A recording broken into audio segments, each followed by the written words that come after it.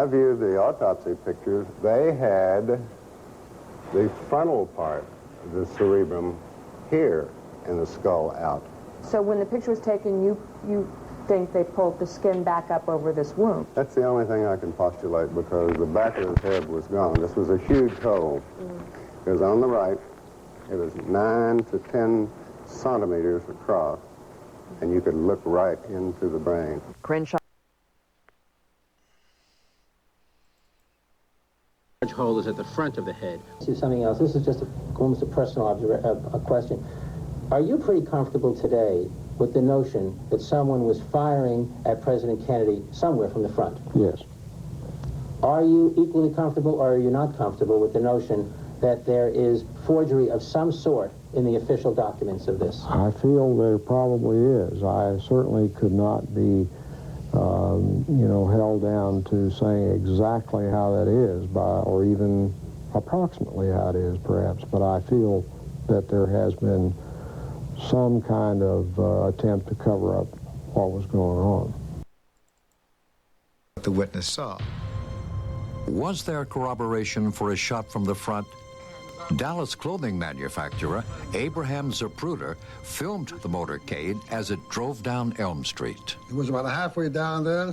I had a shot, and he slumped to the side like this. Then I had another shot or two. I couldn't say what it was, 1 or 2. And I saw his head practically open up, all blood and everything, and I kept on shooting.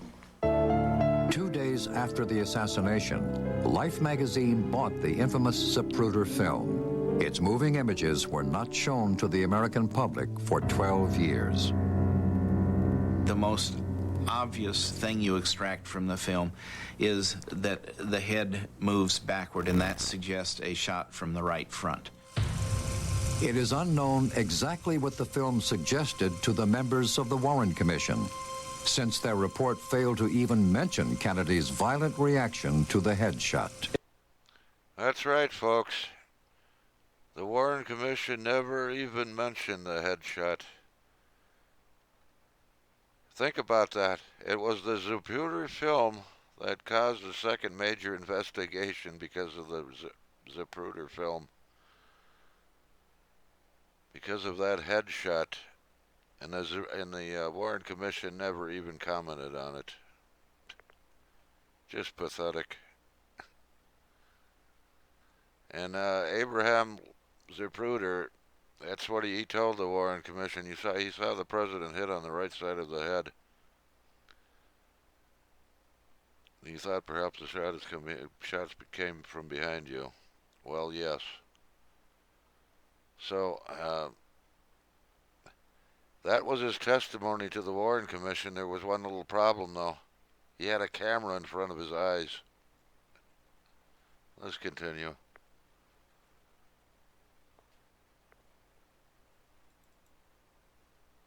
Let me show you, to my best recollection, what the wound looked like to me that day in trauma room 1.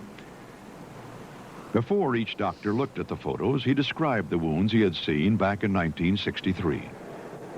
I could see the president's head wound quite well, and I was probably looking into a wound that was on the lateral or the side part of the head and the back part of the head. It would be this portion of the head right here. As I remember, it's like this, that there was a big wound, big deficit in his skull and the temporal parietal area.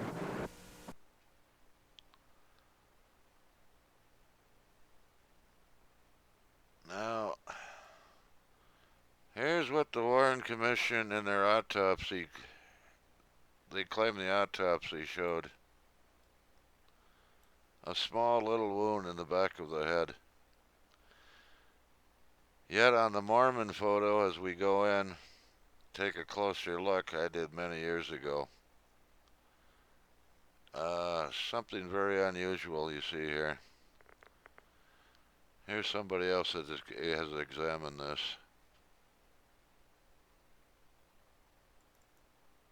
Inconsistencies within, and the pristine Mary Moorman photograph allowed me to go in and actually measure the wound optically without image processing. As we go into the wound and as we expand the wound and magnify it, you can see that the pixel elements, or each one of these little dots, is represented by dark squares or light squares. Now, if there were no wound in the rear of President Kennedy's head, all of the squares would be the basic reflective value or the basic shade of gray that his normal hair coloring would be on this day. Every time in my years of experience with this, when there is a concave or convex area that is a deformation of the overall image, there is absolutely no question that the case is, as it goes darker under this situation, that this is going from an area on the top of President Kennedy's head down into an extremely deep hole, because the entrance wound that supported this exit wound was fired from the right frontal area of President Kennedy, and it exited through the rear. Instead of trying to find shooters or gunmen in the photograph. Well, I have tried to find shooters in the photographs, and I found a few other things too. Now, before these images were made, were found, the Warren Commission defenders had some little hope, some case to keep fending off reality and truth. But even with this truth before their very eyes, they're still trying to deny this fact. Now, is this the only image I've got of the back of the president's head? No. I also looked somewhere else. Thanks to Robert Grodin's enhancements of the Zapruder film, they were zoomed in some. I've zoomed in either further, and this is what I see. So we have two independent photos here, the Mormon photo and the Zapruder film, which both show this large wound in the back of the president's head. This is not words. This is hard evidence, hard photographic evidence of an exit wound in the back of the president's head.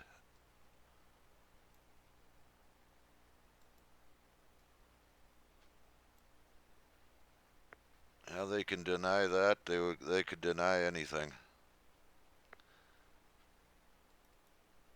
Large hole is at the front of the head. See something else. This is just almost a personal a question.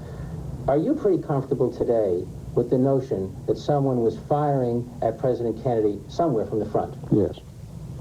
Are you equally comfortable, or are you not comfortable with the notion that there is forgery of some sort in the official documents of this? I feel there probably is. I certainly could not be, held down to saying exactly how that is, or even approximately how it is, perhaps. But I feel that there has been some kind of attempt to cover up what was going on.